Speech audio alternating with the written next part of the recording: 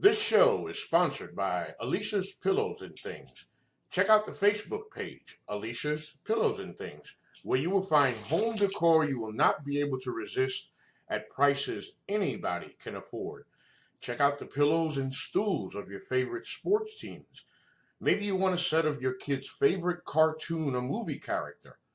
You can also get full body and neck pillows as well. Log on to ngscsports.com and go to the Alicia's Pillows and Things tab on the homepage to complete your order. It makes a great gift for Christmas at an affordable price. NGSC Sports. We never stop. You're listening to NGSC Sports Radio. Hear us live on ngscsports.com, where you can get awesome analysis for all things sport. Or check out our podcasts on iHeartRadio, Spreaker, iTunes, TuneIn, and much more. For our latest videos, head to NGSC Sports YouTube channel. Follow us on Twitter at NGSC Sports and like us on Facebook. NGSC Sports. We never stop.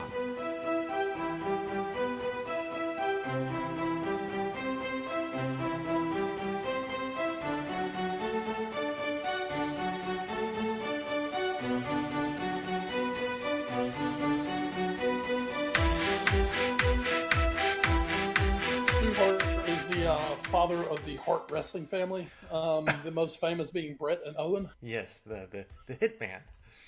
Yeah, the Hitman. So, yeah. Everyone does a Stu Hart. Stu Hart was like an old promoter in Calgary, Alberta, Canada. Okay. So everybody does a Stu Hart impersonation. So I do impersonations of people doing Stu Hart impersonations. Always. That's one of my favorites to do is when I do an impersonation of what is her name of Maya Rudolph doing an impersonation of Beyonce. Yeah, that's the fun one. Yeah, absolutely. Hey, it's me, Beyonce. Oh, bye. Oh my God. Folks, tonight's stick on the show, well, I'm going to do the show while opening my mail, which I have quite a bit of. Woo, that's money. Keeping that one. Hey. We're keeping that one, Billy. That's money. Everything about this is coming up Meg Ryan, because you've got mail. I've got mail. Oof, that's a joke for... That's a joke for a generation that probably isn't listening to our show. That's a joke for a generation that doesn't understand what "you've got mail" means. Because they didn't have fucking America Online. What the hell is this? Oh, great start. Great start to today's podcast. Welcome to episode 257 of the A Foreign Affair podcast as Wes opens his mail. I am Edward Green, joined as always by my call in crime, Wes Bradshaw. Hope you guys enjoyed last week's double dose of podcasting with our normal episode, as well as the bonus pod all about Captain Marvel. We will, of course, we hope you guys like that. We'll be doing one. We will be doing our damnedest to do one once Endgame comes out. Oh, Jesus. Again, we already have our tickets. Yes, we do. We will be seeing it within about 28 hours of each other. So there will not be that big of a gap. I wonder if I'll already have seen it by a second time by the time that you get in that first. It's true. It's certainly possible. But we will not be talking anymore about Endgame on today's pod, I think. But I do think they released another clip. I did not watch that clip. It's hard not to talk about it. I think I'm just done watching clips. I think I'm done with clips because I don't know what to trust anymore. Yeah. Damn you, Marvel. We talked about it. We talked about this on the Captain Marvel pod. I don't know what to trust anymore. So trailers just actively lie to you now. It's perfect. So we'll not be talking about that. We'll have plenty else to talk about, though. It was a abridged Premier League weekend in review that we'll be doing. Not everybody playing this weekend. In fact, very few teams played this weekend. But some did, and there were results to be had. There was also a Champions League quarterfinal recap we'll be doing. That's the big ticket item this week. Quarterfinal first legs this week, second legs next week. So we'll be reviewing the first legs on today's pod, as well as a very, very, very, very brief FA Cup review of the semifinals. Even though one of the matches was probably the best match of the weekend. So there you go, for what that's worth. We'll also hit the news and notes, the watch for, and what I imagine could be a fairly exciting Raw. That's right. We'll have a Wrestlemania recap. Oh, thanks, Vince, and thanks for letting a black person actually be the title holder now. So we'll get to that. As always, of course, the podcast is presented by NGSC Sports at ngscsports.com. We never stop, as well as Alicia's Pillows and Things. Hey, if you are a terrible human being who has still not gotten people you love in your life a Christmas gift, I can think of no better way. I just listen, of course, as I always do before the podcast. I listen to our advertisements that come on before and after because they're great. And I was reminded that, hey, it's Alicia's Pillows and Things make for great Christmas gifts. So if you're still waiting, I don't know what's wrong with you. The answer is clear. It's Alicia's Pillows and Things. Check her out on her Facebook page. Check her out on the offer she has on NGSC Sports. And finally, end your Christmas shopping. Because at this point, we're 8 months till next Christmas. And God forbid you have to double dip on somebody. Just go ahead, take care of the last few people from Christmas 2018, and then go ahead and stockpile for Christmas 2019. You're welcome. That's Alicia's Pillows and Things. So, on we go. On we go. I actually workshopped that one, and it shows. So that was a great read. I just want you to know that was a fantastic read. Thank you. Speaking of great reads, we're going to hit the Premier League now. Sure. So, who didn't play this weekend? Man City and Cardiff and Watford and Fulham. All those matches, they didn't take place this weekend because teams were busy in the FA Cup. But who did take place? Crystal Palace were on the road to beat Newcastle 1-0 thanks to a very late penalty taken by Luka Milijovic. Great job there by Crystal Palace, shaking off the midweek loss to Tottenham, coming back and beating a Newcastle team which has seen its fair share of downs and not too many ups this season. But at the end of the day, they are going to be staying up. Same cannot be said for Huddersfield as they fall 4-1 at home to Leicester. Yuri Tielemans, who has just been so big for Leicester since coming on midway through the season, he scored the first goal in the match. Jamie Vardy added a brace, including a penalty in the 84th minute. Great work by Leicester, just still showing great character. Brendan Rodgers coming out today saying they want to fight for the top 6 next year and win some cups along the way, and of course they're going to show great character. And they're going to have envelopes with little foxes on them. It's great character. Oh, Brendan. You're beautiful, man. Burnley. Great character, Brendan. The greatest of character, Brendan. Burnley kept up the road theme on Saturday as they stomped Bournemouth 3-1. It was an early own goal that went against Burnley, though, as Ashley Barnes put one into his own net in the 4th minute.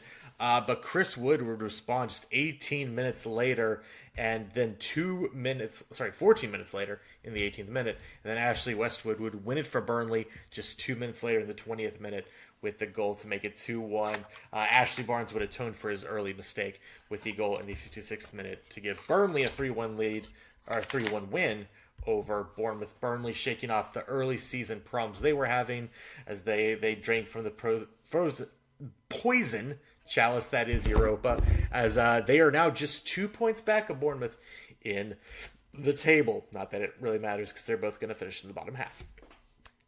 On Sunday, maybe the shock result of the week, as Everton beats Arsenal 1-0.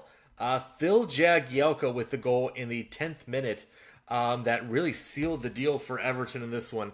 And Wes, I guess this is where we can start actually talking about matches, although I don't think we'll talk too much about the Chelsea match. Everton, very important win for them in a season that has been somewhat bereft of big wins As I look at their table, or not their table, their fixture list really quick here, I believe this is their first win against a top 6 club this year. They did have a draw against Chelsea earlier in the season, and they did draw Liverpool. But this is the first 3 points they've taken off a top 6 club. So very important for them. Not that it's going to matter too much in the table, but maybe emotionally and mentally going forward for them. But of course, also on the other side, horrible result for Arsenal, who are chasing that top 4.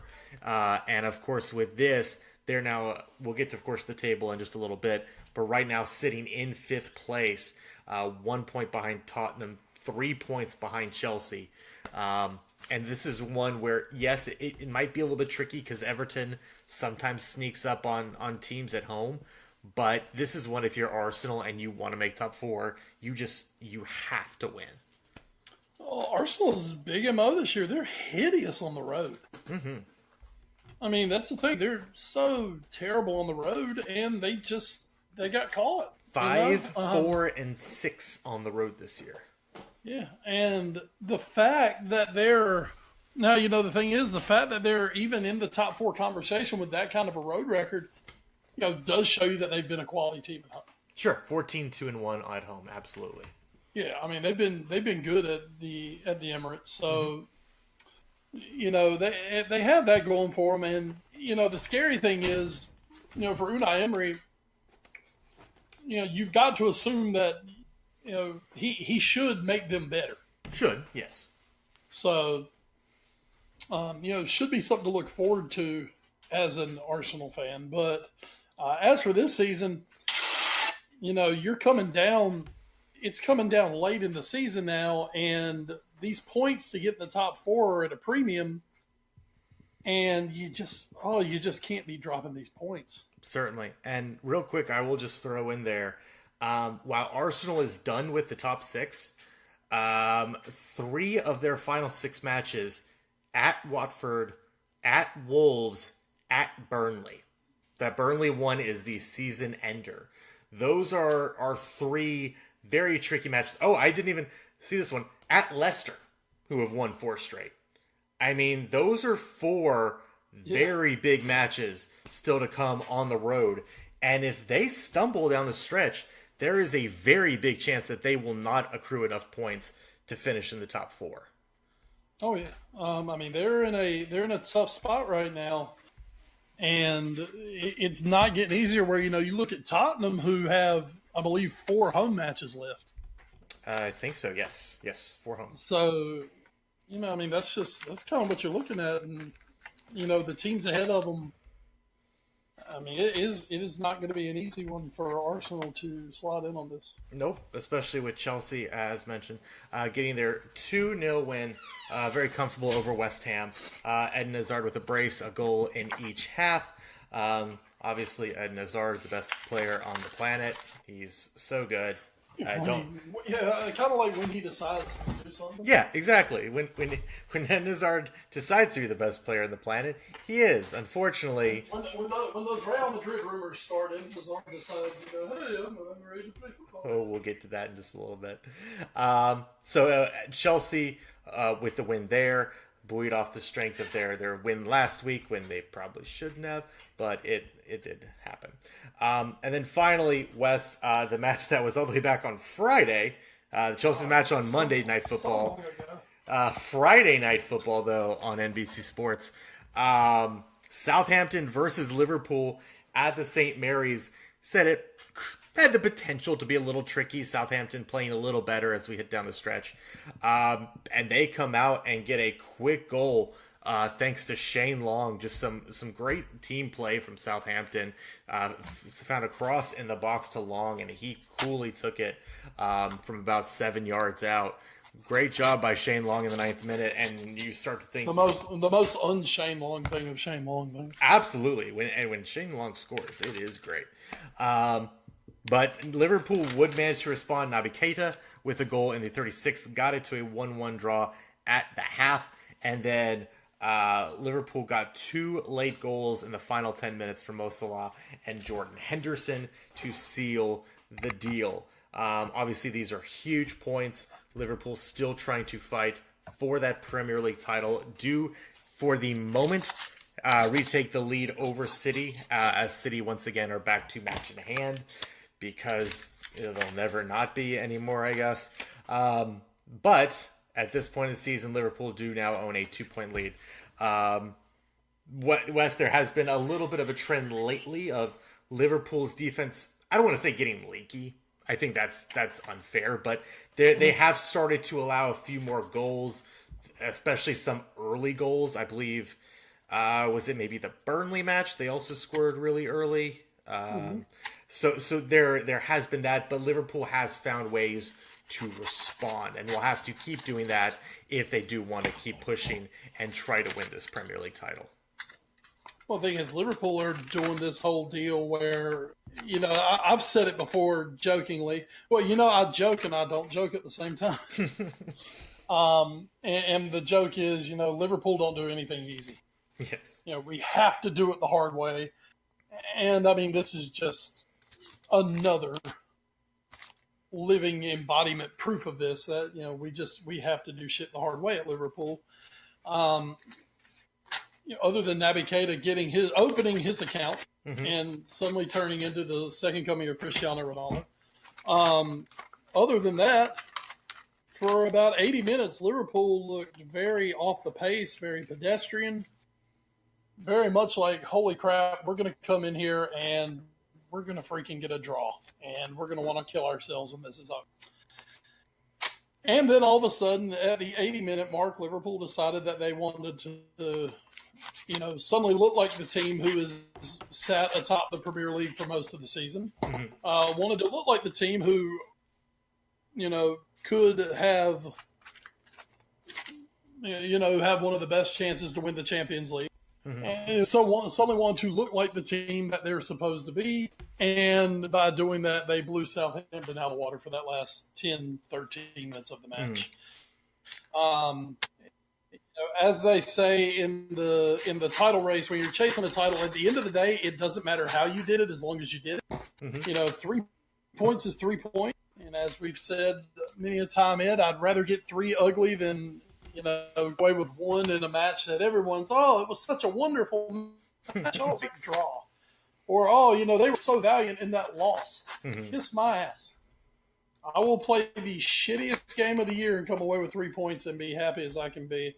For Liverpool, it wasn't the shittiest, but they do get the 3 points. It was nervy at St. Mary's. St. Mary's has been a tough place for us over the years. I don't think Klopp's had much of an issue there. Rodgers had issues there. Right. And before that, we did have some issues at St. Mary's. Throw on top of that the fact that I think Southampton's found a really good manager in Ralph Hasenhüttl, who they call him the Alpine Klopp for whatever, but he has come in. He has really energized that team. He's drugged them out of what was the relegation battle. They're going to be up next year. And with a guy like Hasenhüttl, I mean, this is a guy who was, coaching at Leipzig before he, made the decision to step away from Leipzig. So, I mean, this guy, he has experience doing good things with teams. And I think right now Southampton have a really good one on their hands. And they played like the other night. They played a lot better than what they have a lot of times this season. At the end of the day, there's just a certain quality that Liverpool has that Southampton do not possess at all. I mean, and that is one thing that we have seen a couple different managers come to Southampton in recent years. I hope this one sticks, because Southampton has been in danger of dropping the last couple years now after being such a model of what you can do on a very limited budget. Obviously, losing a lot of their talented players over time just eventually became unsustainable.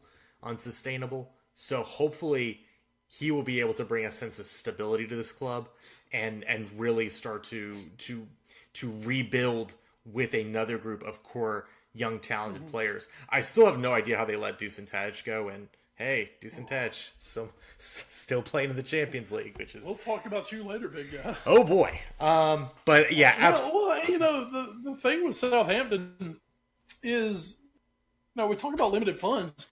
Well, hell, between what Liverpool and Tottenham have played them for players over the past few years. And managers, yes. Yeah, managers and players and shit. I mean, they should have some money. So. True. I don't know what they're doing with it, but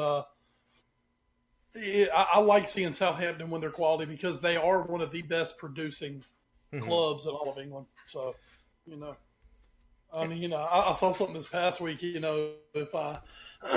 you did an 11 of players that Southampton has sold in the last 10 years, Jesus, you're winning the league, brother. Whew. You're in Champions League contention with that. That's not too shabby of a list. I mean, real quick, just off the top of the head, you're talking Van Dijk, you're talking Gareth Bale, you're talking Sadio Mane. You're talking, some of the guys at Spurs. I think Wanyama was there. Yep. Ben Davies. Was Ben Davies there? No, Ben Davies was Swansea. Excuse me, Ben Davies was Swansea. But, Dejan Lovren, best defender. Yeah. Adam Lallana. Nathaniel Klein. Yep. Basically, just let me run down the Liverpool roster. Yeah, exactly. we thoroughly enjoyed our time spending money on the South Coast. But, yeah, it's a club that they have fallen some hard times, but they have proven that they are able to do some big things. So, absolutely. Let's see if they've got the right guy and if he'll stick around to do it. That is a big question. Hey, that United job could come open at any point. Looking at the next schedule of games, it is going to be another long week as we start again on Friday Night Football. This Friday, 3 p.m., Leicester City looks to continue their winning ways as they host Newcastle. Should be a chance for them to pick up another 3 points there. On Saturday, the action starts at 7:30 a.m. as Spurs play their second Premier League match in their new stadium as they welcome Huddersfield, as Tottenham looks to keep the good vibes rolling there. At 10 o'clock, Southampton return to action against Wolves. Fulham play Everton, Burnley play Cardiff, Brighton Hove play Bournemouth. Then at 12:30, Manchester United hosts West Ham. On Sunday at 9 o'clock, Crystal Palace hosts Manchester City. And that is huge because about 30 minutes after that match ends, Liverpool will be hosting Chelsea. So a absolutely monumental day in the title race coming this Sunday with those two teams squaring off just minutes from each other. And then finally on Monday, Arsenal does have one of those big road matches coming up as they will be heading to Vicarage Road to take on Watford at 3 o'clock on Monday. And then in a makeup game on that Tuesday, Brighton Hove plays Cardiff at 2:45. But that's, it is what it is. So, obviously, a big weekend's worth of matches in the Premier League coming up, especially on that Sunday. Man City with a chance to set the pace with a win against Crystal Palace, and then Liverpool to return serve against Chelsea, who are starting to feel themselves. And hey, maybe Eden Hazard will decide he's the best player on the planet. We'll see. It's really up in the air. He always likes playing against Liverpool, so. And he will be in the lineup, it seems, unless he gets hurt in Europa League action. I definitely didn't just jinx that. So as we look at the table, again, Liverpool 2 points up on City with City having match in hand, though. Chelsea right now in third at 66. Tottenham 2 points back. Arsenal 3 points back, and United 5 points back. Tottenham, Arsenal, and United all do have match in hand against Chelsea. As we head to the bottom of your heart, the relegation zone, Brighton and Hove and Southampton sit at 33 points. Cardiff sits at 28. Cardiff right now sitting in that 18th place with only 6 matches to go. I don't think they're going to be able to catch Southampton. It will be very, very tough, or Brighton, I guess, for that matter. I think we probably have our 3 relegated teams. Cardiff doing maybe enough in other years, but not nearly enough this year, unfortunately, where the league is just on whole pretty damn good this year. Even again, Burnley and Bournemouth are 17th, 16th, 15th, 14th, and 13th, and can still give people matches. So this is a very strong year for the Premier League outside of maybe Huddersfield and Fulham. but the other 18 are pretty damn good. But even more damn good is the Champions League, and that is where we head to next. As 4 English teams headed into the quarterfinals, 4 English teams, and then a team from 4 other countries joining in, and it would be English on English violence in one of them. We will start. Yeah, we'll start with that one. Why not? Tottenham Hotspur playing in their first Champions League match at the new Tottenham Hotspur Stadium. Get a gigantic 1-0 victory over the Citizens, although it would not come without a cost. Son Heung-min, though, again, the man of the hour for Spurs. He has had so many big goals this season for them, and in our text conversations back and forth during that day, maybe when all is said and done, one of the better individual goals we will ever see in the Champions League knockout stage. Is just a fine effort to recover a pass to him inside the box that initially kind of bangs off his legs, goes towards the end line. He saves it right on the line, remarkably, and then works away from Ederson, the goalie for City, works away from Fabian Delph and Ilkay Gundogan, slides it right between the two of them, beats Ederson low, and scores the only goal of the match. Just unbelievable individual effort from Heung-min Son. And of course, the other big talking point of that match, Sergio Aguero having a penalty in the 12th minute after Danny Rose was adjudged to have blocked a shot with his arm in the box. And Aguero stepped up to take it. And Hugo Lloris, for the 3rd time in 2019, after I believe not saving a penalty for 5 years, saves the penalty. By the way, not a great penalty from Aguero. Great job by Lloris. Not a great penalty from Aguero.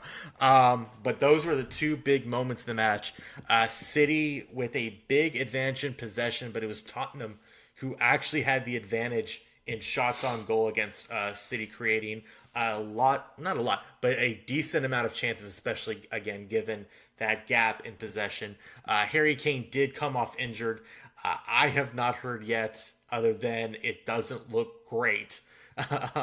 So we'll see about that. I do know Dele Alli also came off injured, but I haven't heard too much about him, so that could be okay going forward. But was such an important victory for Tottenham, even with still all to play for as they head to City next week.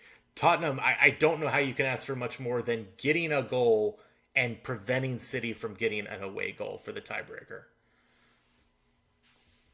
Well, a lot of the talk around this match has centered around the lineup that Pep Guardiola put on the field, and it's really, if you're a City supporter and you're backing Pep,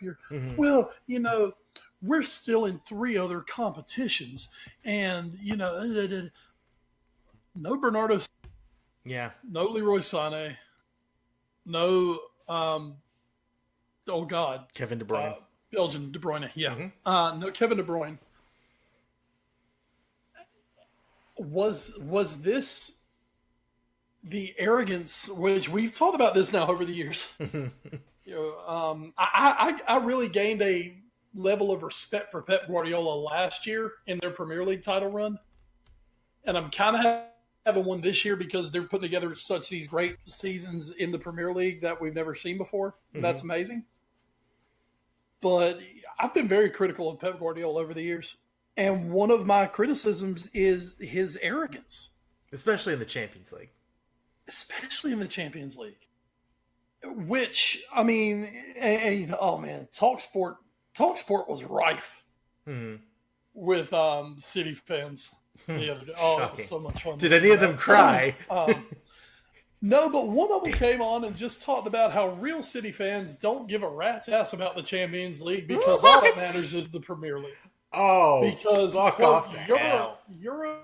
has turned their back on City, so they don't give a damn if they win the Champions League or not. Nobody. It's all about the Premier League. That's all that matters is the Premier League. Nobody can see it right now, but I'm making the jerk off motion with my hand. Jesus Christ. And that was the commentators. Jason Cundy, a former Chelsea player, who was one of the commentators sitting there like, are you mental? I mean, are you seriously off your meds right now? That is the biggest sack of crap I've ever heard in my life. He said in a much more eloquent British way. It's the last bastion City have left to conquer is the Champions League.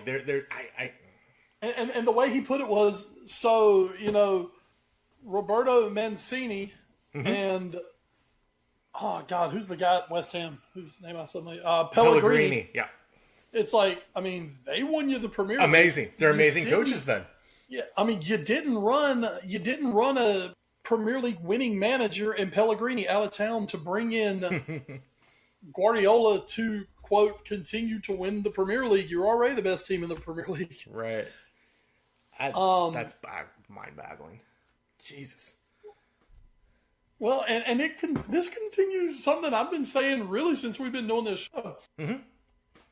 Pep Guardiola is an amazing coach. Do not get me wrong. Mm-hmm.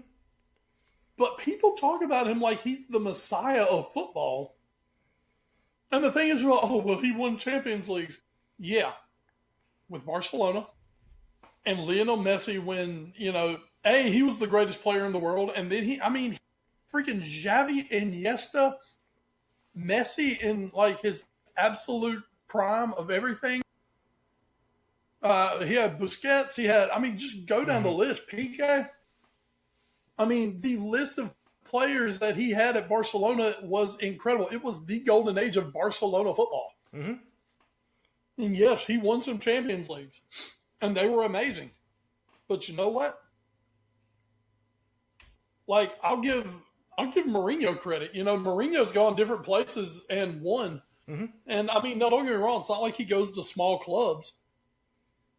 But, he went to Italy and won. And he went to, he's been to England and won. He's been to Spain and won. Well, to me, I don't really see what Mourinho and Pep have done so differently. Mm-hmm.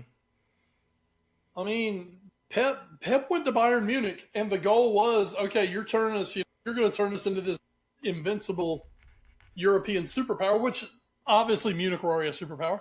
Mm-hmm. But Bayern Munich basically pushed out a guy who won the Champions League that year. Yes. To bring in Pep, because Pep's the be-all, end-all. They ain't won it since. They never got to the finals under Pep. Mm-hmm. Even though they were always one of the favorites. He's come to City where he has every resource in the world. And here they are. If that team goes out in the quarterfinals this year, and again, no offense here, but to Tottenham? Yeah. It's not like, it would almost be one thing if they went out to Barcelona or they went out to Juventus. Mm-hmm. At this stage of the competition, it would be one thing. Or even, dare I say, Liverpool, because Liverpool have a history of beating them in these situations. Mm-hmm. But, you're talking about Tottenham, who, we know Tottenham's obviously a very, very good team. But this is a team who, mentally, they've demolished over the years. I think they've been in Tottenham's head for a while. This is Tottenham who have nowhere near the depth of resources that you as Manchester City have. They're obviously in third place of a league where, you are the dominant force. And you go and you lose the first leg and you don't play your best players. I swear to God, if this is Guardiola being the great genius of football in the world, damn it, every day I think you and I could actually accomplish something in the game. So I have been reading a lot about this, and I do think it's also worth mentioning that not only did he play a somewhat, we'll call it different lineup, he also went very pragmatic, which, and a lot of people think it's because of how poorly the first leg of the quarterfinals against Liverpool last year went. And it just seems like another time of, Pep just kind of outthinking himself in the Champions League. And it's one thing, and you have said this on the podcast, Pep wants to be the smartest guy in the room. And I think that was just another case here. Now look, hey, if Aguero just makes his penalty in the 12th minute, maybe City just cruises. Like, who knows? Like that. And like, truth be told, they look like that could happen. If he had scored that goal, I could have seen it being 2-0, 3-1. Yeah. So we could be having a very different conversation right now. But in a lot of ways, the penalty was also kind of an aberration. It just simply came off a great play by Raheem Sterling. It wasn't off of a ton of great buildup. Again, City had, I believe, 60% of the possession, and again was outshot not by one but a couple shots against Tottenham. So let's see, real quick. I think they had 2 shots on goal last night. 13 versus 10 total attempts, 4 shots on target for Spurs, 2 on target for City. So, I mean, Tottenham still had their chances, even with City playing, again, a, quote, pragmatic brand of football. So I'm a little worried for City. Now, granted, again, they're going home. They could just simply turn around. Hey, if they go 1-0, it goes to extra time, and who knows what happens after that. And, of course, Tottenham will, I imagine, not knowing what the injury is, I imagine will be without Harry Kane. But as you and I also text, that's kind of been thrown out there pretty strong that don't expect to see Harry Kane back this season. Yeah, but as you and I also texted, when do we start talking about Ewing theory with Harry Kane? But that's for another podcast if Tottenham do go on to beat City. But I do think it's very, very interesting that Pep, it's weird. I think Pep tried to show that he's grown, which is weird because we've kind of ripped Maurizio Sarri this year for not adapting in his very rigid formation this year with Chelsea. And then Pep tries to adapt and we bust him for it. But I would argue, in fairness, Man City's best 11 playing their normal style should beat Tottenham. Like, it just should happen. So it's very, very interesting that they decided to do this. Fabian Delph doesn't need to be a left back in a Champions League game. It just shouldn't happen. So I don't know. And again, we've been saying all this about City and how Pep may have overthought himself. Let's give a lot of credit to Tottenham. Like, there was a last time they played was very early in the season. It was at Wembley, and City beat them 1-0, and Lamela missed a tap-in that could have given them a draw in that match. Mm-hmm. So it's not like City blew them out of the water the first time they did play each other this season. Tottenham, 11 for 11, we've said even earlier in the season, 11 for 11 can match up to an extent with City. Like, it's not that crazy with the personnel they can put out in a starting 11. As you mentioned, City have an overwhelming amount of depth when compared to Tottenham, but Tottenham's best 11 is very, very strong. The defense showed up again in a very big way. Toby Alderweireld and Jan Vertonghen having another great match. And I don't know. I wonder, because here's the thing I was actually thinking about before this match started. If City gets by Tottenham, they're playing, not to spoil the FA Cup or anything, but they're playing Watford in the FA Cup final after the season. There is a decent chance if they get past Tottenham that they could seriously start considering a run at the quadruple, which, if they achieve it, probably makes this the best European team in the modern era. Like, to win 4 trophies in 1 year, with one of those being a Premier League season where you might have to put up a 99 spot to win the league. Like this would be the greatest performance of all time. And now, with the ghosts of last year, granted, Tottenham didn't beat City as bad as Liverpool did last year in the quarters, but with another quarterfinal loss looming against an English side who you probably should beat. All due respect to Liverpool last year, City probably should have beaten them, even though Liverpool seemed to have like a way of beating City. They just anyway. But we were just like we were literally like the only we were in City's head last year. So yeah, so I think this could have such big ramifications down the line. And again, City could come out and win next week 3-0. It's wholly possible, but I think this was a big step forward for Tottenham. Again, a team that coming out of the international break, we were wondering where their mental was. They lose to Liverpool in a heartbreaker. Then midweek they open the stadium and they beat Crystal Palace, and then they come out and beat Man City 1-0. If this is the Tottenham team, and again the way they played Liverpool, also very tight. If this is the Tottenham team we're going to see the rest of the season, not only do I think they have still a chance to beat City in advance, you look at the rest of that bracket. They're going to get the winner of Ajax Juventus. And we'll talk about that in a little bit. It's not hard to start thinking about, does Tottenham have a legitimate chance to win the Champions League? Which sounds crazy, but maybe it's not so crazy anymore. Again, long ways to go there. Still a huge 90 minutes to play in Man City next week. Let's head over quickly to the other Manchester team who we don't have to talk as much about because the match was just kind of boring.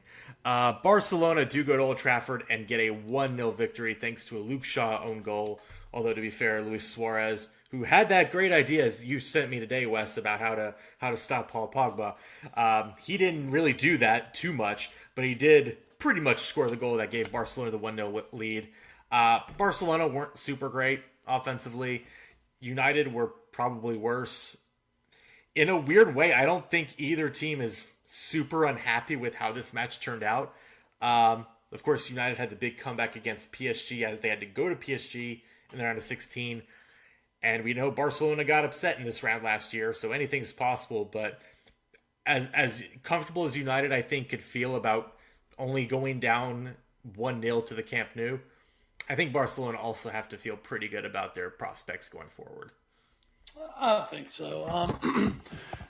They got that important away goal. Yes.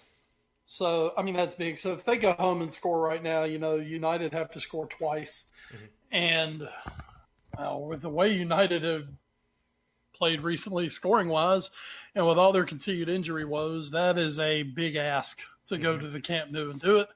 Also, you look back at history, there has been one time that an English team has gone to the Camp Nou and come away with a victory.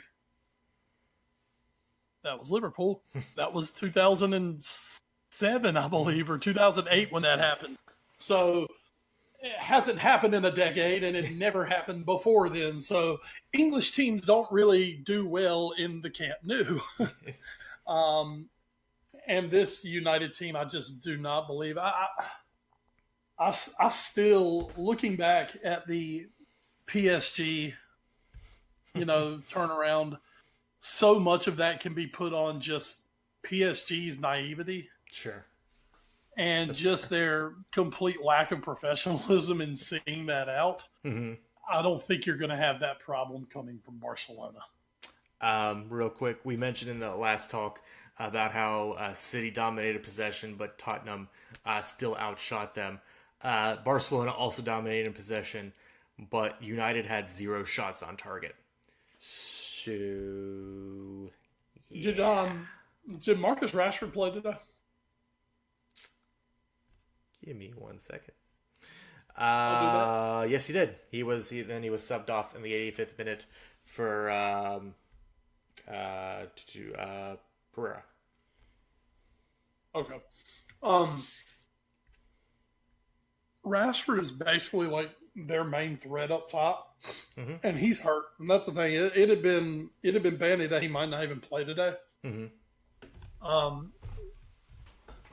And I mean, we've seen when Marcus Rashford is hurt. Rashford's a guy. I really like Marcus Rashford. I do too.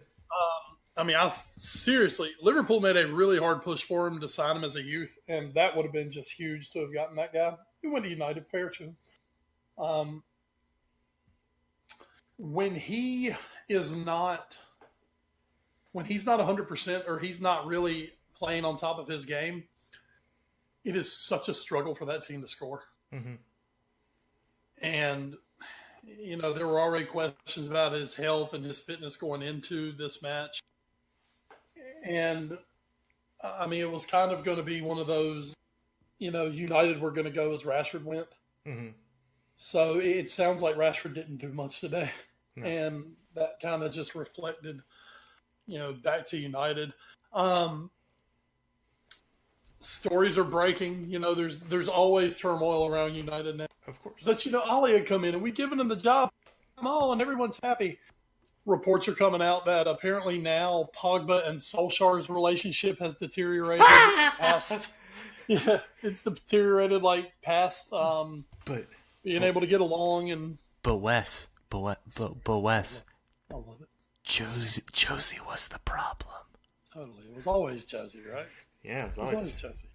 It was Josie's problem at Chelsea when they swapped managers 400 times, and it was Josie's problem at United. Not that we're like, you know, giving Josie a free pass. No, but it always seems like Josie starts to get just 100% of the blame when it should really be 50-50. Oh yeah. But you know, the Pogba to Madrid rumors are starting up again. The honeymoon is most definitely over with Solskjaer now. Yeah. And good on you, United. You just gave him a 3-year contract. You got beauties. We told them wait until the end of the season. Oh my goodness.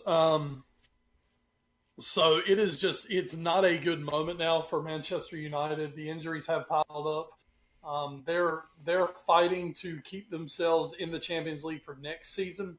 Mm-hmm. And right now they're right back where they started. Yep, 6th place. Back in good old 6th place. And right now it is an absolute struggle for United trying to stay up. I almost wonder for United if it might be, let's just get this shit done and we'll concentrate on finishing 4th. Yeah. Yeah, it's going to be a tough road for them to climb next week at Barcelona. So I think you're right. I also just wonder though if they can actually be one of the two of the best of the other four, with the way Chelsea are playing, with the way Tottenham are playing, and even to an extent Arsenal. I don't know if United can jump two of them to make the top 4. It'll be very tough. Of course, you know how I feel about United. The only thing I need this season is a draw against City. There you go. And I hope that's the only point they score going forward for the rest of the season. That will be coming up very soon. Let's take a look at the last English team in the quarterfinals. Liverpool with the projected comfortable 2-0 victory over Porto. Again, Keita on the board in the 5th minute, and Bobby Firmino scoring about 20 minutes later. And that was pretty much it. And barring something very crazy, Liverpool will be heading back to the semifinals again, and not wholly unexpected after the draw gave them Porto. Right. It was the draw that everyone wanted. I mean, let's be real here. Mm-hmm. You know, 7 other teams in the Champions League were hoping to have Porto. Mm-hmm. And for Liverpool, it just happened to work out. Should have been 3-0. I still cannot see how Sadio Mane was offside for his goal that was called back. You know, this was a VAR case because it was given as a goal. Mm-hmm. And then VAR came into play. Well, here's my thing. VAR is supposed to be, okay, we can from this replay that he was offside. You couldn't tell. The camera angle wasn't there for you to be able to tell if he was offside. What was the call on the field? It was called a goal to start with. I mean, it was 3 on the board. We were running back to the center to take the kickoff. Life was great. Anfield was rocking. I'm fully comfortable going back to Portugal here with a 2-0 lead. That said, a 3-0 lead pretty much puts things away. Right. 2-goal lead. If we go over there, if they score early, maybe the bones start getting a little squeaky. That said, I fancy Liverpool to go score a goal in Portugal. Mm-hmm. And if they go score a goal, then Porto has to score 4. And I'm sorry, but they're not putting 4 goals past us. Yeah. It's just not happening. As long as Van Dijk is alive Mm-hmm. and Allison gets on the plane, they're not scoring 4 on us. So, very optimistic, very comfortable going into the second match of this tie. But for Liverpool, it wasn't a great effort from Liverpool, but it was workmanlike. And like you said, I mean, they took care of business. They did what they had to do. Cristiano Keita scoring his second goal in as many matches now. The fee has been completely realized now. Yes. I'm just telling y'all, he's on his way to he's on his way to taking over Europe now. Wes, we just had to blood him in. I've been telling y'all forever. And just wait till new signing. Or not new signing, but he's like a new signing. Alex Oxlade-Chamberlain comes back. Is he going to play this year? There is a chance we see him before the end of the year. He's played some under-23 matches. Mm-hmm. He's back in full training.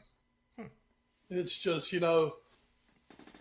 we don't really have the luxury of having... Right. Okay. It's like, no, you need all 3 points to try to win the league. So, I don't know. I could see one of those situations where,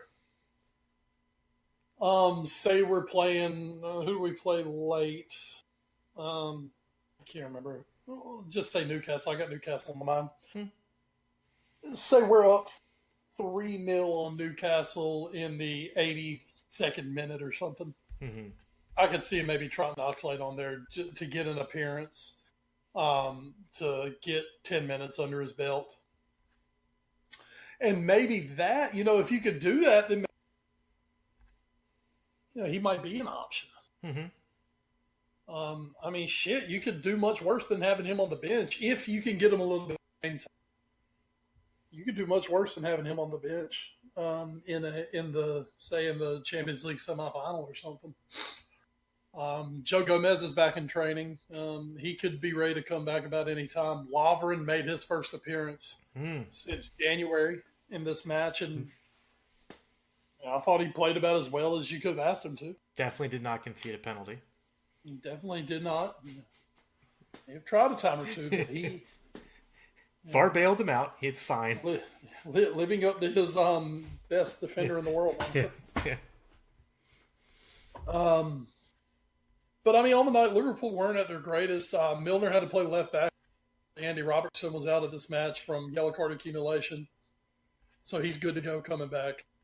So really, I think we go to Portugal and lock it down, and probably score a goal or two over there. If they score one, so be it. But I think Liverpool are they're already 1 foot into the semifinals, and I think we're going to jump in enthusiastically with 2 feet in a week.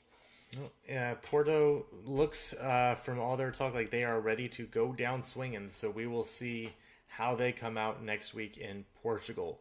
Our final match, this is another big one. Ajax. Yeah. Is it the run of destiny? Ajax won, Juventus won. Cristiano Ronaldo made his way unmarked into the box in the 45th minute, and was able to score Juventus's first goal of the match. But then Ajax responding incredibly quickly, so quickly in fact that I actually got the notification they scored to equalize before I got the notification that the second half had started. A great goal coming out for Ajax in the 46th minute. Neres scoring for them. Just a great job by them. Ajax have shown to be so resilient in their previous match against Real Madrid and again against Juventus, coming away with a 1-1 draw. They will have to head to Italy and score some goals, having given up the away goal to Juventus. But Wes, I tell you, Juventus didn't look super strong this match, and arguably, kind of like we said it when they played Real Madrid in the first leg, back in the round of 16. Ajax arguably should have just won this match outright, and unfortunately did not. The other thing for note for them, Nicholas Tagliafico will be missing the second leg of this tie on yellow card accumulation, so he will be out for that. So that is a blow to Ajax. But I mean, Wes, after what they did at Real Madrid in the round of 16, I think Ajax has to be so full of belief right now that they can go to Italy and just win this tie. I mean, definitely, it's, oh man, it's one of those things,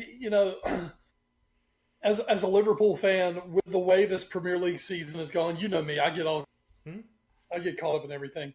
And, with Liverpool winning these matches in the 85th minute and the 90th minute, I'm the first one who'll jump on the Team of Destiny bandwagon. And Ajax, I mean, this is Ajax who should not be here. Probably, yeah. I mean, or basically this is Ajax who, well, hey man, it was 16 Real Madrid. Okay, time to go home. Oh wow, okay, you got through. Well, that's cool. Look, you're going to get Juventus now. It was a cute run, guys. Just go ahead and take your 2 losses that you're going to take and go home with your heads held high. And our Ajax is sitting there saying, "Shit on that, man. This is our, we're making our own destiny now." And it does kind of have that feeling. It's got that feeling around it. I think the most fitting final that could await Ajax would obviously be Ajax Barcelona. Mm-hmm. For the simple fact that already one of Ajax's best players is already going to Barcelona next year. The rumor is that their stud defender De Ligt is going to Barcelona next year. The fact that Barcelona and Ajax are so closely connected because of Johan Cruyff that that almost just has, if you just want to talk a little storybook and those destiny feelings, they go together so well as a final. And I mean, it could obviously happen here. Obviously, I'm not fancying Barca to come from their side, but and obviously, I don't think many people are still fancying Ajax to come out of their side. But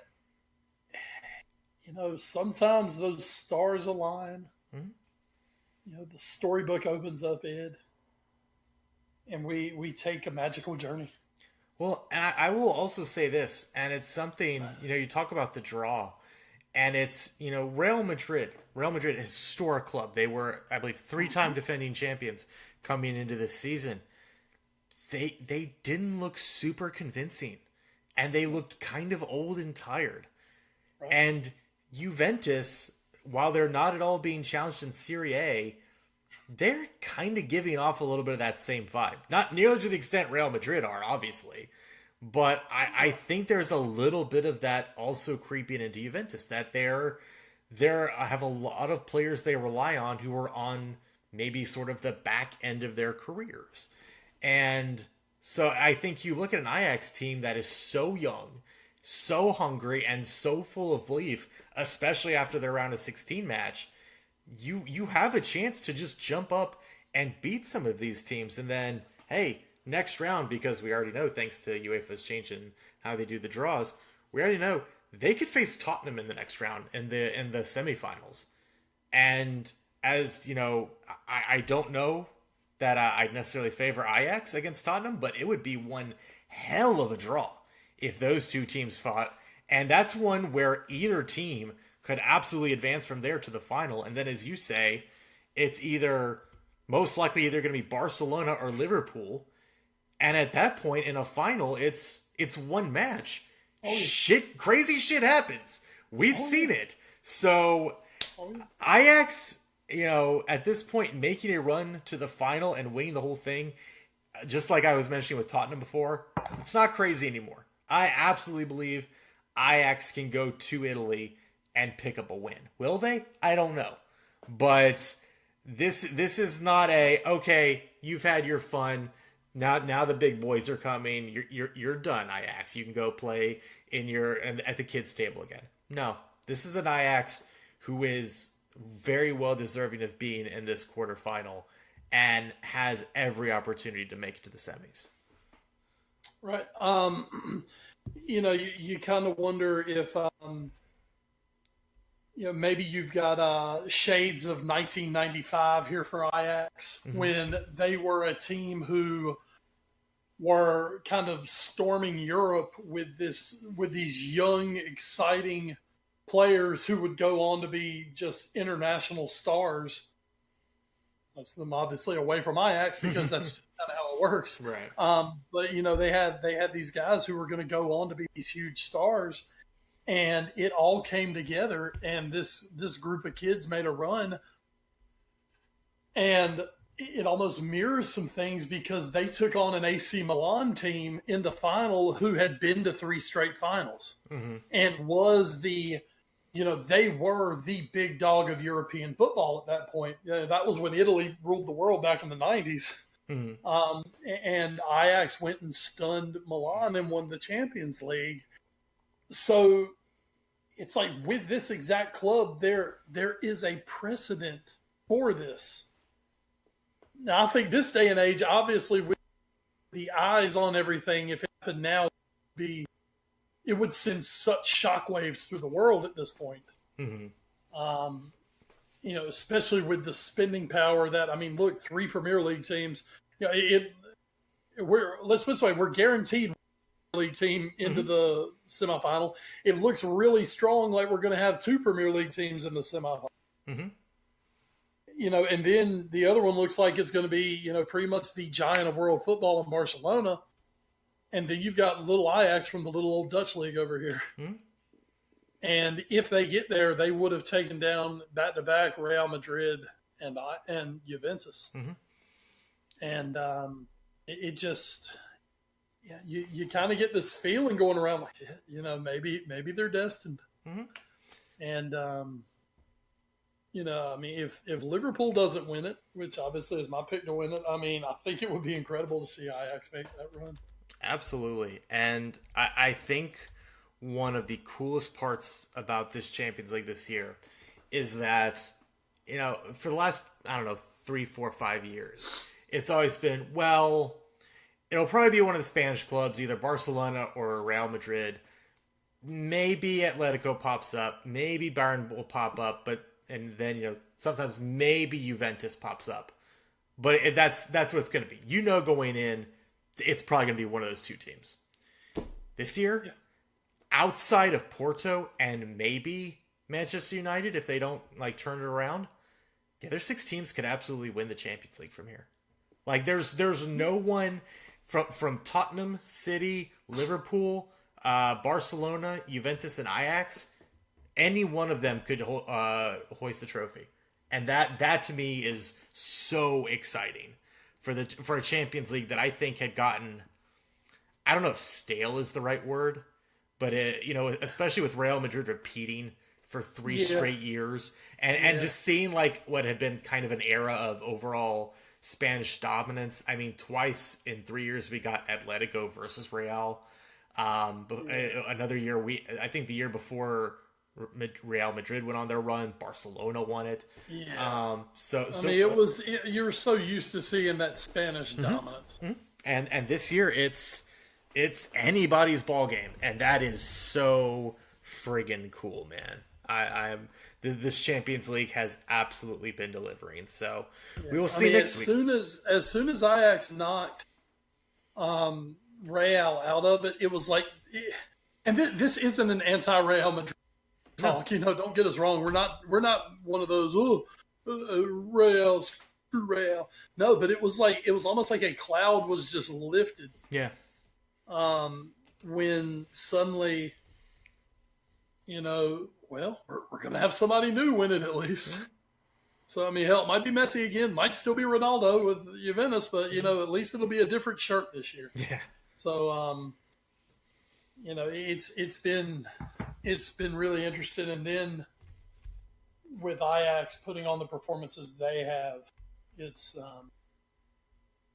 really, really must-see TV at this point. This tournament is. Certainly, if you can actually see it. I got to watch it on Telemundo yesterday. There you go. Because, I mean, seriously, Turner. I mean, hey, we just watched the great tournament, by the way. Yeah, great tournament. Very good tournament. And, Turner, now I understand some games were on CBS, which, hey, that's cool. Man, you guys had 3 Turner networks showing March Madness. Crazy. I mean, I understand where, you were making back in the, back in the group stages, you were making your money doing what you were doing. That's cool. But, I mean, there are 2 games going on at the same time, and that's it. Give us both matches.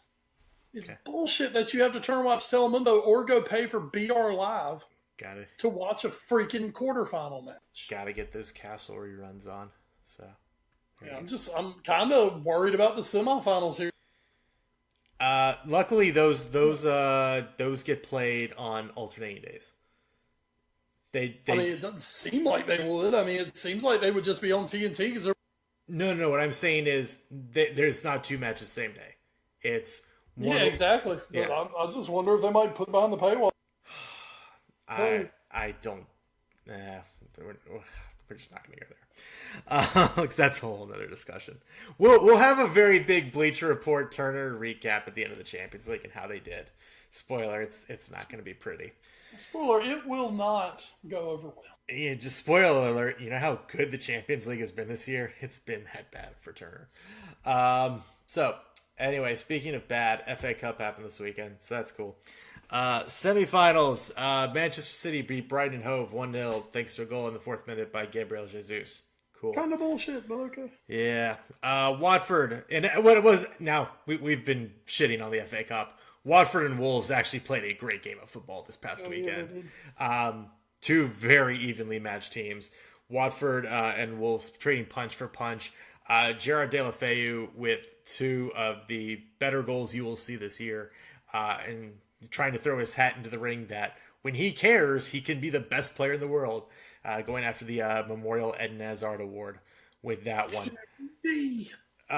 But great effort coming off the bench. He had 2 for Watford, including the first goal to bring them back from 2-0 down, as well as the eventual winner in added extra time. Troy Deeney also with a late penalty there. But 2 teams, Wolves and Watford, who have had very, very good Premier League seasons and 2 very good cup runs here. But it will be Watford who advances to Wembley, even though they just played there in the FA Cup final. That will be on May 18th, the Saturday after the season ends, as they'll be taking on Manchester City, who could be looking for trophy number 2 or number 3. We'll see. So that's a big match coming. Yay. On the Wolves end of that, Raul Jimenez, who we'll mention in the news and notes as well, had my favorite celebration of the season when he pulled out his Sin Cara mask. Luchador. It was WrestleMania weekend, so that's true. I had to give him credit on that. But yeah, Jimenez, as we said, we'll bring him up in the news and notes section. Mm-hmm. But I mean, to me, it looked like in that match, it looked like Wolves had. Yeah. And then all of a sudden, Deulofeu scored just that first goal was phenomenal. Yeah. That was magic. It was like, oh, this is the guy from Barcelona. Yes. Now we see it. Yes. This is the guy who teased Everton that he was going to really be something. Yeah, that's crazy. But yeah, Wolves, great season so far, and they'll look to keep it up the rest of the Premier League season. Let's hit that news and notes now, though. Sort of an addendum to some of the racism talk we've had the past couple weeks.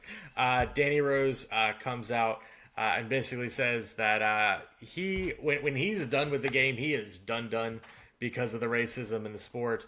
Again, he was one of the players we mentioned who was abused in Montenegro when he was playing for England a couple weeks ago, and mentioned after the match. Said, quote, "When countries get fined, what I probably spend on a night out in London What do you expect? Danny Rose, noted partier, racking up the thing is, it's like part of that. You're like, oh yeah. Oh my God, I hate you so much. Yeah. That's what I spend in a night. It's like I'm sitting here, I'm like, yeah, that's what I pay like per year on my light bill, just trying to keep electricity. Yeah. But his point still stands. Rose also did mention, according to BBC Sport, quote, how I program myself is that I've got 5 or 6 more years left in football, and I just can't wait to see the back of it. Seeing how things are done in the game at the minute, you just have to get on with it. There is so much politics in football, I can't wait to see the back of it. As long as he gets paid handsomely on the way there. There you go. Also, not for those nights out in London. Also threw on this quote, you see my manager Maurizio Pochettino get banned for 2 games for just being confrontational against Mike Dean at Burnley, but a country can only get fined a little bit of money for being racist. It's a bit of a farce, which I agree with.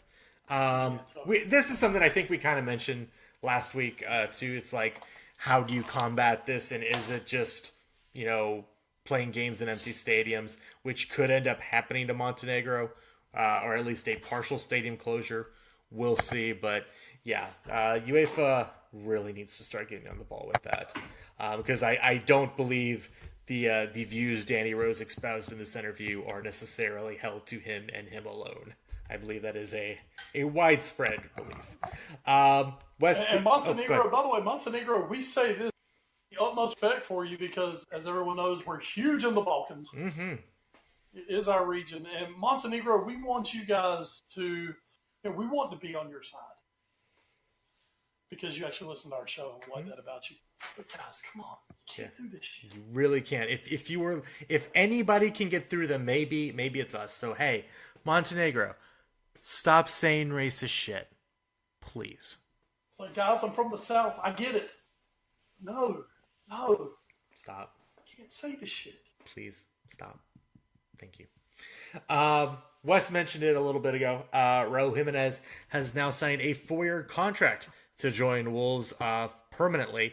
It was a £30 million fee, which seems like kind of a bargain this day and age. The 27-year-old will now be staying with Wolves as he ends his loan and permanently joins Wolves coming over from Benfica. He has been absolutely tremendous for Wolves this year. This deal also breaks Wolves' previous record that they set at the beginning of this year when they bought Adama Traore for £18 million. So £12 million more. 15 goals and 8 assists for Wolves this season across all their campaigns. Great player for Wolves. Great bit of business by them. And again, just another reason why this is a team like we talked a lot about Southampton earlier on in the podcast. This is something we would have liked to maybe have seen them do a little bit when they were having their run is, hey, you got this good guy, keep him. Like, I know you can't keep everybody, but try to keep some of them. And this is a good step for Wolves. We know you want to sell them to Liverpool. Yeah, not yet. But keep Nathaniel Klein. Yeah, exactly. Nobody wants Nathaniel. No, not Mane or Van Dijk. Keep Lambert. Players on the move is this theme of these last 2 stories. One, hey, Eden Hazard. Move will be sealed in the coming days. Cool. And we can't wait for this shit to finally be over that we've been waiting for like the last 18 months. So cool, dude. Excuse me, did you just hear me yawn? Pretty much. I heard talking about Eden Hazard. Yeah. Well, and that might get a similar reaction for our final story, which is the headline of this article on Bleacher Report. Romelu Lukaku's agent says players' Manchester United future is, quote, very open, to which Manchester United probably responded, yeah, okay, that's fine. That's totally fine. Romelu Lukaku's agent, Federico Pastorello, has said the forward's future at Manchester United is very open and his client wants to experience other leagues during his career.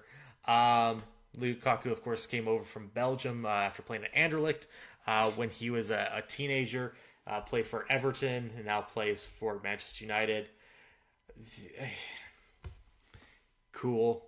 Like you haven't really done that much at United, so okay. Well, and I'll throw this in there because Sure.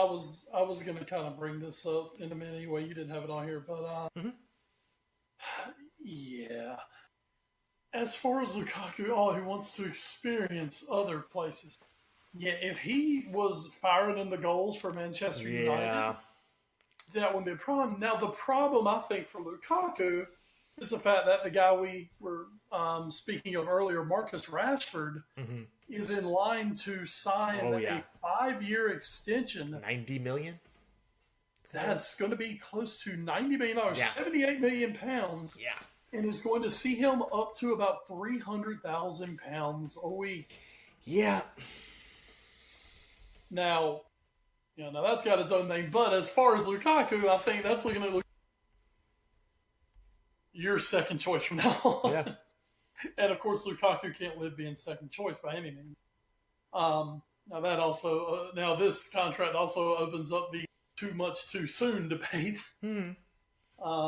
God, 300,000 pounds a week to a 21-year-old who basically for about 2 months has been the first choice striker. I mean, I understand why, because, suddenly, big clubs around the world are kind of knocking on the door like, hey, man, interested? Hey, ever thought about coming to Real Madrid? So United are obviously trying to fight it off. But when you take into account that basically a 21-year-old Marcus Rashford who, for all honesty, just doesn't have that much on the CV, is going to be making more per week than any player in Liverpool or Tottenham's starting 11. And you're talking Tottenham with Harry Kane, who is the England number one, who Rashford has not come close to usurping as the England number one striker. And I mean, most people I don't think really attribute Marcus Rashford as being United's best player. But, I guess nowadays, trying to fight others off from coming in and swooping your players, I don't know, man. That's a whole hell of a lot of money to 21. Yeah, a 21-year-old whose name is not like Messi. Yeah, and again, we do like Marcus Rashford. He's been very good. I also would never have said he's great. Like I know that's has the potential to be great. Yes, and I know that's always a weird thing because a lot of people like to make that distinction when they're talking of like Hall of Fames. It's like it's not the Hall of Fame good, it's the Hall of Great blah, blah, blah. Like no, like he's been good. He's been very good when he's on the pitch, which has been another issue for Rashford. And again, as you mentioned, Wes, he does have the potential to be great, but it's just that right now. It's potential. Now, maybe he and Anthony Martial, do make a good pairing going forward for United for years to come. But, I mean, with the managerial position potentially in flux, with Pogba potentially in flux, again, Rashford, really good player. I don't know if this is a great signing for United. Then again, they have the cash, so what the fuck should they care? Balls. Yes, they don't shop in the bargain bin. Give me your finest Belgian chocolate. And Ed Woodward is he's the gift that keeps on giving Clark all year round. Yeah. Thank you, Eddie. Unfortunately, this Belgian chocolate may have gone bad. Just give me some of the. Well, that's good. Don't forget, and two, once again, just to add just the final little bow on top of that. Sometimes buying potential, obviously, thing. But that just because you got all the potential in the world, Manchester United can tell you right now when you look at Paul Pogba, doesn't exactly mean it's going to translate to you being the best player in the world. Yeah.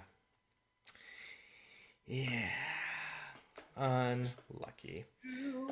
So that will do it though for news and notes. Wes, let's hit the watch for what have you been watching in the week that was or the week that will be? Oh, what did I watch this weekend? I had a weird weekend. I didn't sleep well this week. Had some nostril issues. So Yeah, didn't sleep well, so didn't get to watch a lot of TeleTube this week. The big thing on, not even really a show, but the NCAA basketball tournament came to its completion. Mm-hmm. Yes, it did. Watched that. University of Virginia, who just decided, they kind of took the Liverpool route here of saying, you know what, we could do this the easy way, but we're not going to. We're going to try to kill as many of our fans on the way through this. Absolutely. God, I wonder literally how many people drowned in the state of Virginia this past week. But at the end of the day, the Virginia Cavaliers, I never thought I would utter the word Virginia Cavaliers basketball champions. I was going to text you this. Wes, are the Virginia Cavaliers now, after especially this decade, are they the Rocky Mount Griffons of the NCAA? Does it just come down to them winning the national championship in football? I mean, I don't know, because we never came out we saw with the 116 loss. Mm-hmm. And not only a 116 loss, but just got hammered a year ago. Yeah. And then basically had the ultimate redemption story this year by going and winning it. But man, I mean, it's been an incredible ride. Yeah. And, Tony Bennett, people said you can't win championships playing that kind of basketball. He proved it. Yeah. And scored 85 in the title game. Yeah, Mike Francesca, even though you don't want to admit you said it on air. Yeah. Oh yeah. A lot of people doubted. Sorry, that was a side story I read earlier. Sorry, just real quick for everybody. Mike Francesca, about a month or two ago, when he was filling out his NCAA bracket, said UVA would never win a title with the way they play, ever. And then yesterday, someone called in and reminded him of that fact. And then Mike Francesca said, "No, I never said that." And then the caller played the clip, and Francesca said it had been doctored and that it had been cut in a weird way. It's like, no, we have video evidence of this, sir. Anyway, Mike Francesca's an idiot, but please keep going, Wes. Well, I don't have too much more to add. Okay. I'm planning. It's of course Wednesday night is where we're recording. Mm-hmm. I think I may go see Shazam tomorrow. Shazam. I'm not that into it really, but I've heard it's good. Yeah, I've heard it's pretty good. And I mean, we're basically right now in nothing, trying to get to T-2 weeks until Endgame. Yes. And I mean, I'm going to be in Greenville. I've got so yeah, I got to go see something, I guess. Hmm. So I'm going to go see Shazam. See how that. They say but it's like the best of the DC movies. Mm. Oh, great! So it's like watching the HBCU. Yeah. The basketball tournament. Yeah. So it's like watching the CIAA. Okay. Yeah. Whatever. So yeah. God, it seems like there was something this week, and oh crap! I don't know what I've been meaning to bring it up for 2 weeks now. Please. Do you remember me talking about Happy? Yes, the show. Yes, I did. I actually saw an advert for it the other day. Oh my God, Happy is back for season 2, and it is more just fucking insanity. Nick Sachs, played by Christopher Maloney, has officially completely lost his mind, and is just a horrible human being. And this little unicorn is voiced by Patton Oswalt, and they're almost like a little team. It is so bizarre and out. It's not funny, but I would highly suggest watching season 1 before trying to decipher season 2. Yeah.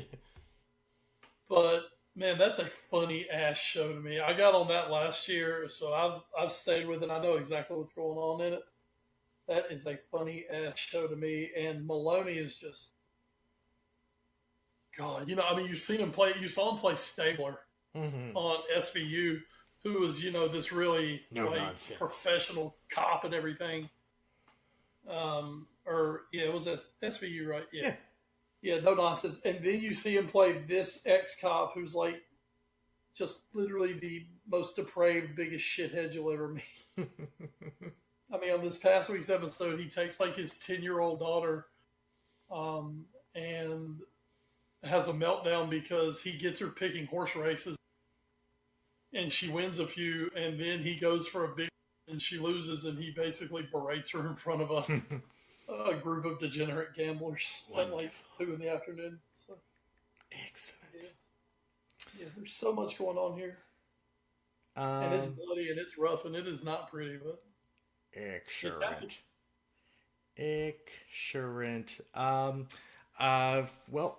Today, once you guys listen to this podcast, Brooklyn Nine-Nine is back after a couple week break. As it looks like they're going to be going every week from here on out to close out the season because May is sweeps.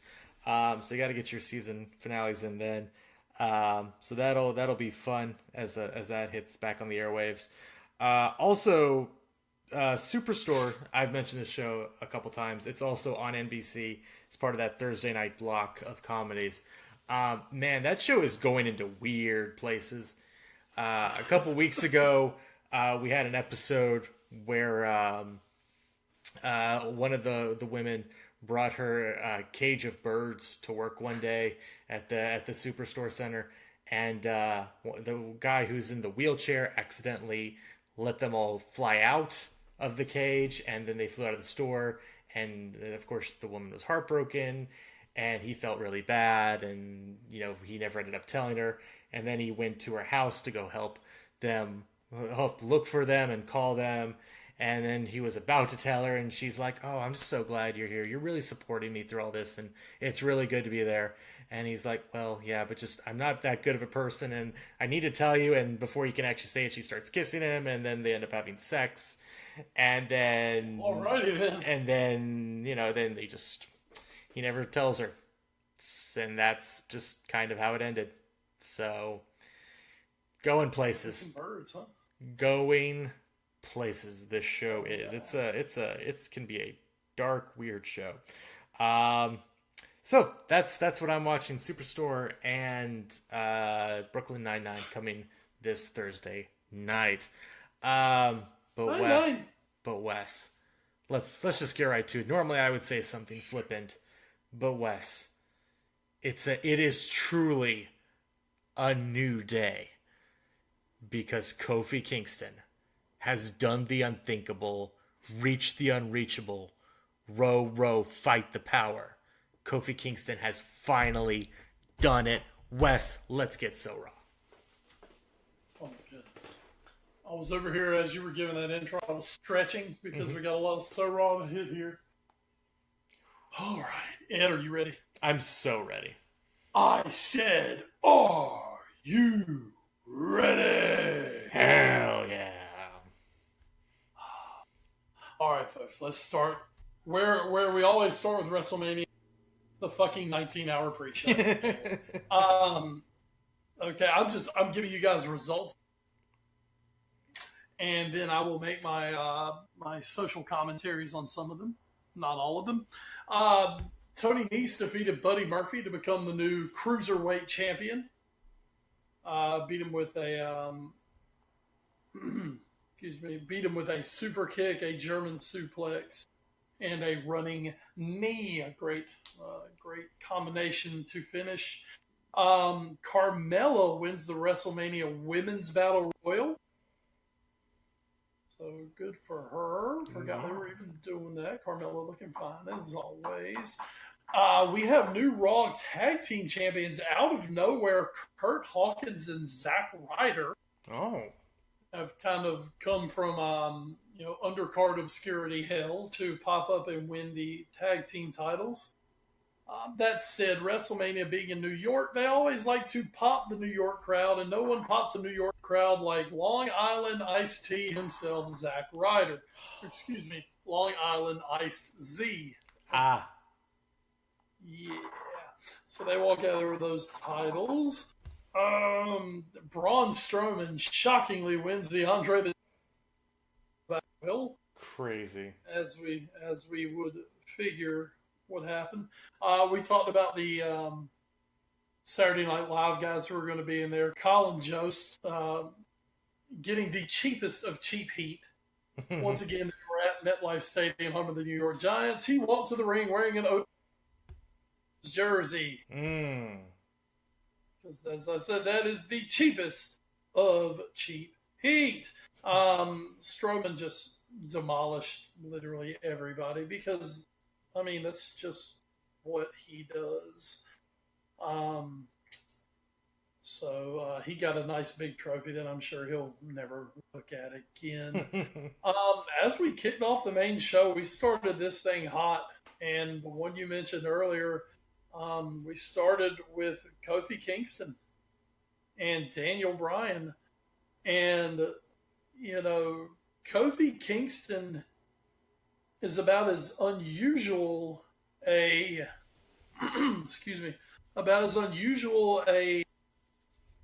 world title contender as you'll see. Not that there's anything against Kofi Kingston. I mean, he's a great talent.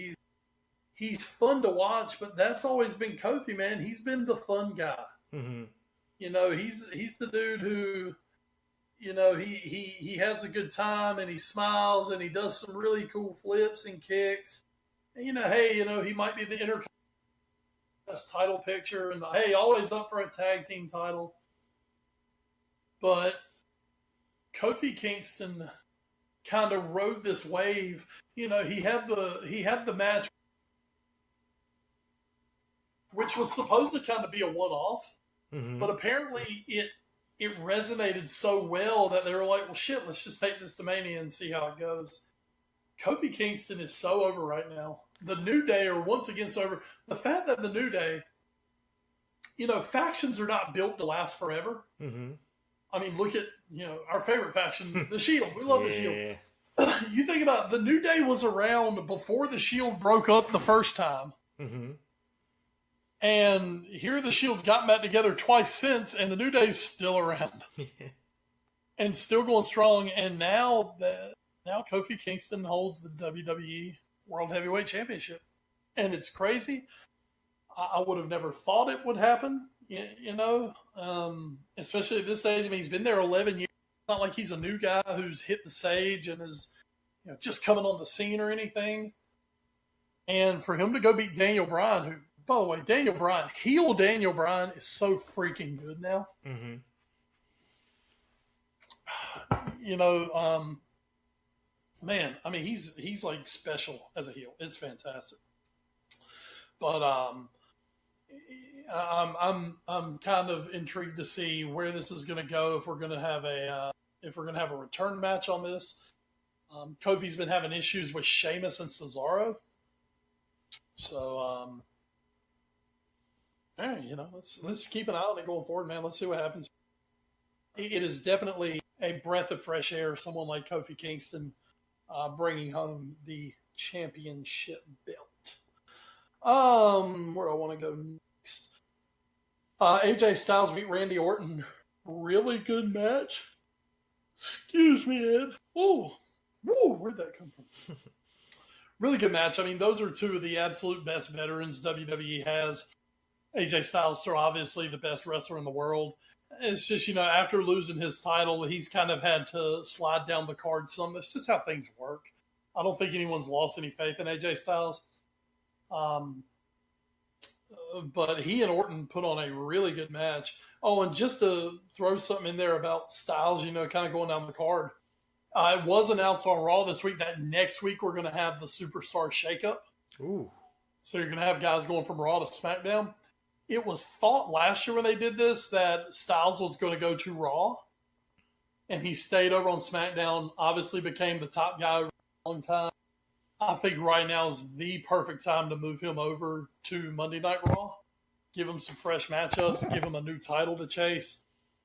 And, you know, see if you can keep that fire burning hot for AJ Styles. And who would he be chasing? The Universal Champion, Seth freaking Rollins.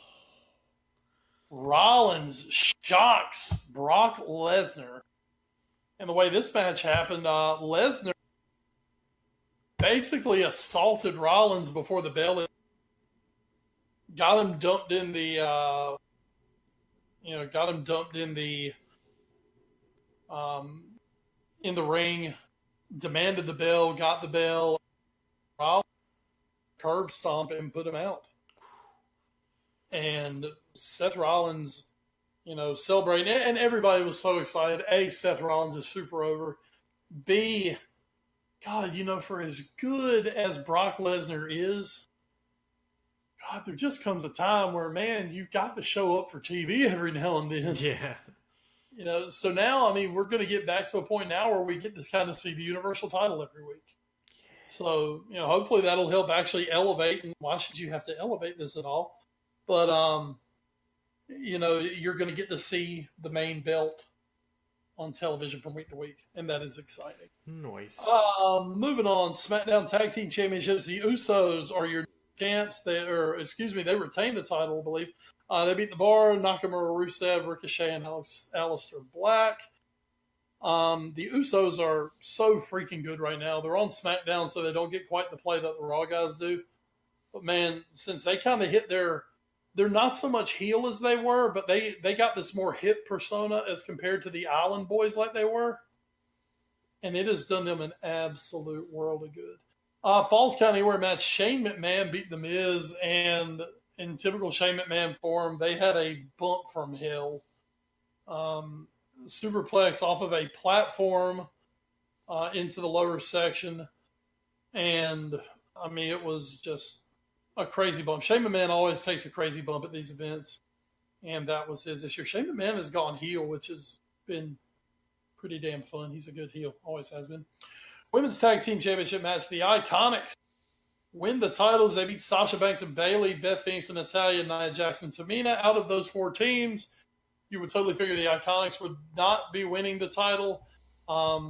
Completely outpowered by those other teams. They're like the Iconics' entire gimmick is like they're the bratty, bitchy, popular girls in school who want nothing to do with anyone else, which is not conducive really to whipping ass. But I like the Iconics. I love the gimmick. I love the mannerisms they have.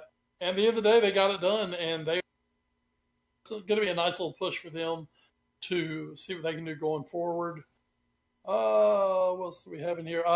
Samoa Joe retained the United States title, just demolished Rey Mysterio as we figure what happened.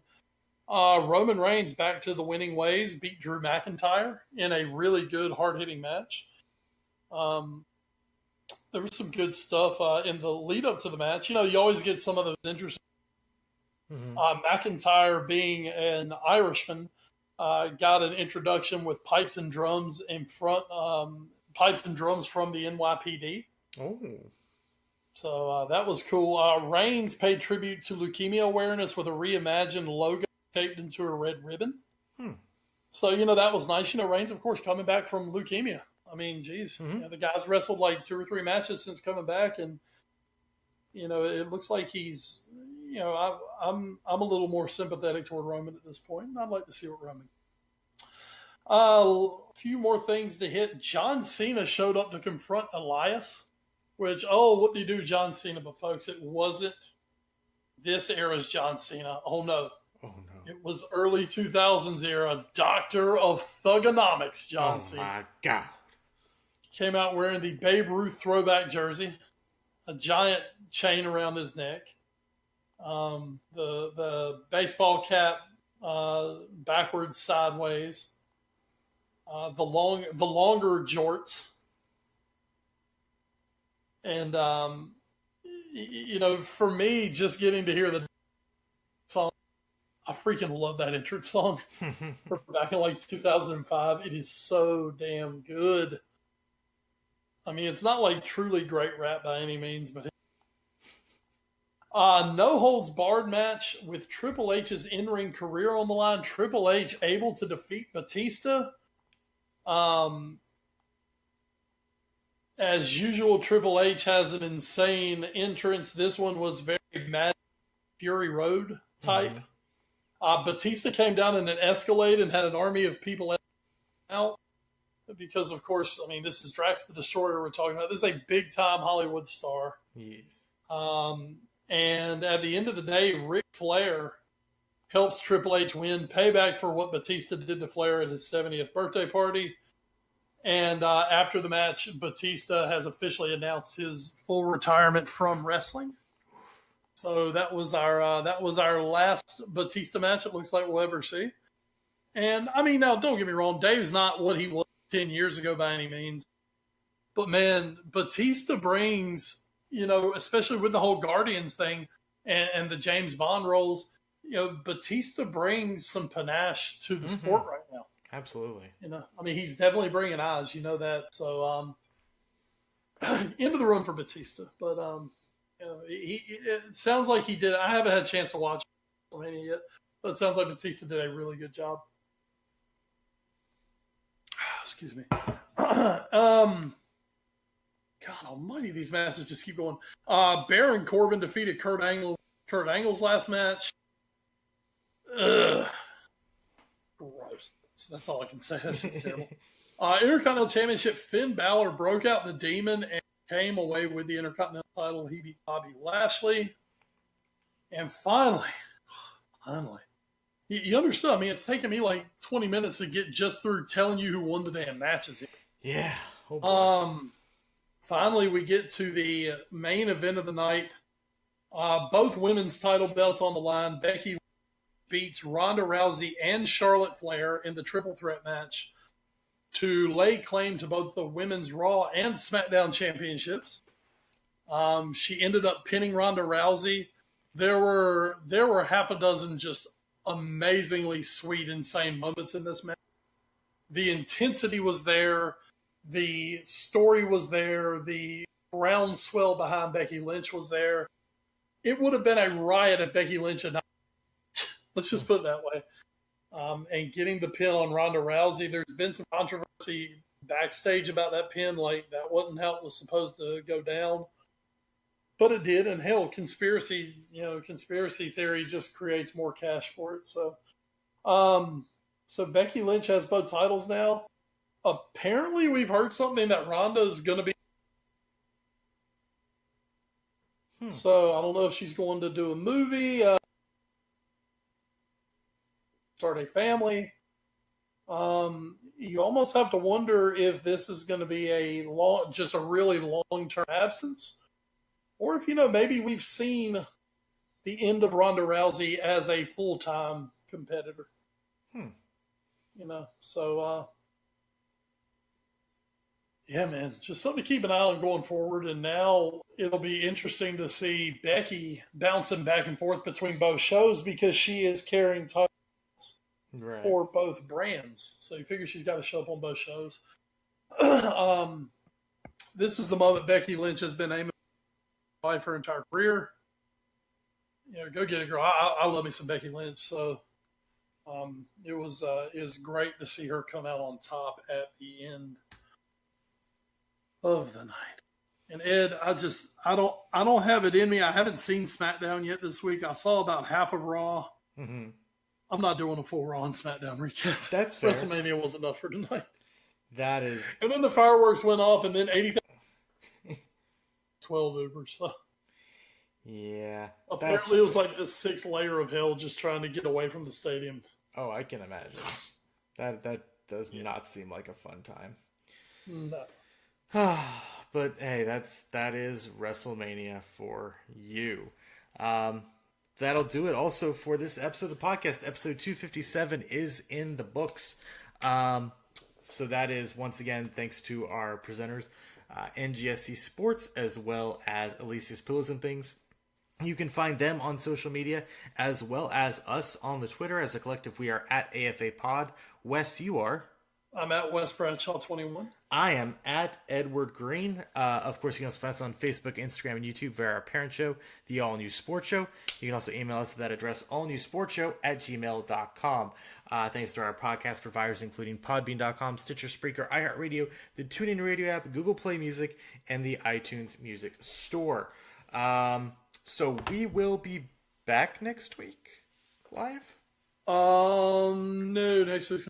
Okay, so we will have my musings on the second legs of the quarterfinals of the Champions League, as well as whatever happens in the Premier League this weekend. And Wes will be bringing you I imagine, fairly happy, well, at least for the Champions League, Anfield Corner. Also, will of course could be an ecstatic Anfield's Corner. We'll just We'll just have to see. We'll just have to see. But we'll be bringing you guys that next week. But before we get done here with episode 257, Wes, is there anything else you'd like to add? We mentioned, I believe it was last week or the week before, that Brian Goodwin is now playing for the Los Angeles Angels. Mm-hmm. And not only is he playing, Brian Goodwin is having a heck of a start to the season. Through 10 games, is batting .370. Nice. Leads the team in batting, has not in 4 runs, has gone out and scored 7 runs. Is 10 hits and 27 at bats. His OPS is 1.026 at the moment. Very nice. He's slugging. He's getting on base at a .433 clip. And tonight was batting 5th in the lineup. So, obviously I'd love to see my boy Brian, continue to put up, not just end up being maybe a platoon player on the year. Mm-hmm. Hey man, let's make my man a regular in the starting 9 and see what he can do with 500-600 at bats to his name. Hey. But congratulations to Brian, off to a real good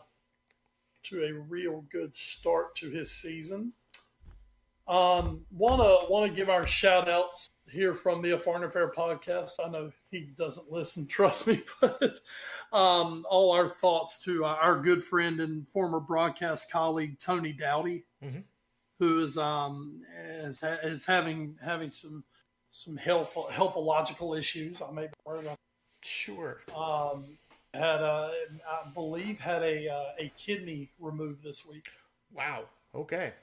They found a cancerous mass on his kidney, so he had that removed. So, old touchdown Tony, who, I worked a lot more with. Mm-hmm. You've obviously done some work with Tony in our TV days. Tony's a good guy, and, Tony was always willing to come in and help out with us whenever he could. So, putting a shift. Definitely sending all our good vibes and well wishes to Tony and his family. Absolutely. 100% here from the A Foreign Affair podcast. And on that note, we will say adieu for this week of the AFA pod. For my Colin Crime, Wes Bradshaw, I am Edward Green. Thank you so much for joining us here on this episode of the A Foreign Affair podcast. Until next time, stay safe and enjoy the football. And good night, Ronaldo. Sleep tight on that tight hamstring, because it's going to get even tighter next week. Yeah, Ajax coming. Ajax coming.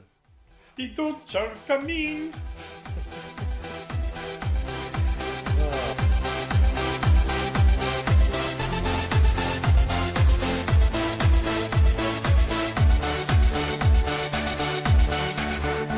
This show is sponsored by Alicia's Pillows and Things. Check out the Facebook page, Alicia's Pillows and Things, where you will find home decor you will not be able to resist at prices anybody can afford. Check out the pillows and stools of your favorite sports teams. Maybe you want a set of your kid's favorite cartoon or movie character. You can also get full body and neck pillows as well. Log on to NGSCsports.com and go to the Alicia's Pillows and Things tab on the homepage to complete your order. It makes a great gift for Christmas at an affordable price. NGSC Sports. We never stop. You're listening to NGSC Sports Radio. Hear us live on NGSCsports.com, where you can get awesome analysis for all things sport. Or check out our podcasts on iHeartRadio, Spreaker, iTunes, TuneIn, and much more. For our latest videos, head to NGSC Sports YouTube channel. Follow us on Twitter at NGSC Sports and like us on Facebook. NGSC Sports. We never stop.